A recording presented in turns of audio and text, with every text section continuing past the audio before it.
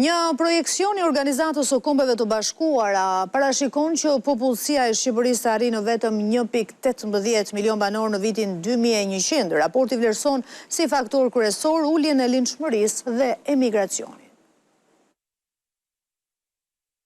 Shqipëria po humbet banor dhe kjo nuk është më vetëm një çështje demografike, por një sfidë për ekonominë e së ardhmes. Sipas Instat, më 1 janar 2026 në vend jetonin rreth 2.34 milion banor, ose 1.16% më pak se një vit më parë. Por tkurrja nuk vjen vetëm nga emigracioni. Në vitin 2025 lindën 22.541 foshnja, ndërsa u regjistruan 21.394 vdekje. Në të njëjtin ritëm ka ardhur edhe sinjali i parë i vitit 2026, teksa më konkretisht në mujorin e parë, pati 368 vdekje më shumë se sa lindja. Sipas censit, rreth 20% e popullsisë është tashmë 65 vjeç e lartë, nga vetëm 11% që ishte në vitin 2011. Nisur nga ky realitet, një raport i World Population Prospect 2024 i OKB-s parashikon që popullsia e Shqipërisë të zbres në rreth 2.67 milion në vitin 2030, 2.24 milion në vitin 2050 dhe vetëm 1.185 milion në 2100. Raporti OKB-s vëren se Shqipëria, Bosnia-Hercegovina, Lituania, Porto Rico dhe Moldavia janë vendet që do të shënojnë rënien më të madhe të popullsisë deri në vitin 2054.